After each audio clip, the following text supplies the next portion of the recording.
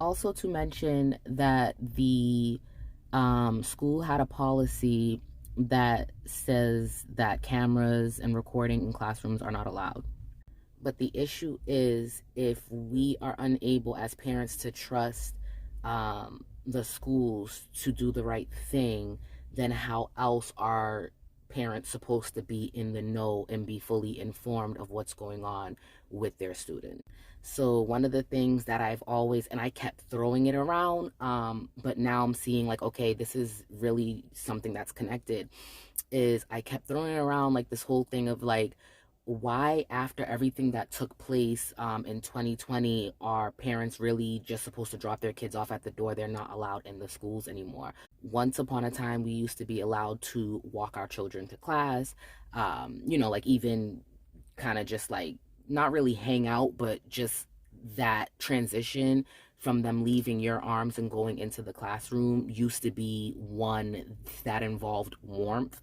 And I smile because like I'm in my head like, am I the only one? That I can't be the only one who really just sees something wrong with this. That'll really be not good.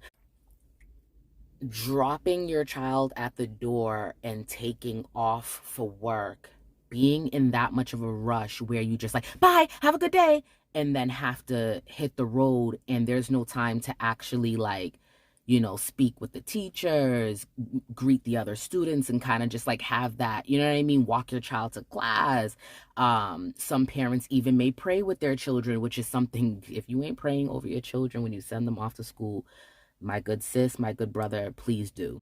But that's been taken out, that's been pulled away, and then to say like, oh, no cameras, etc., and then you're getting calls, and that I can relate to, getting the calls over and over, your child is doing this, your child is doing that, like perpetuating the child as this like this guilty, person who's doing all these things in class. And it's like, okay, but you do realize that children don't just randomly just jump up and be like, hey, I'm just going to misbehave. Something has to take place. So that's what happened with this parent. She knew something was off and she's like, no, something is taking place and we need to figure it. Fast forward, this mother allegedly is pushing, to have some laws changed where cameras would be allowed in the classroom for the safety and concern of the children. I think that this would be a great idea. I think that this would be something that would bring some sort of reassurance to parents who may not be looking at the homeschooling route, who may be looking at,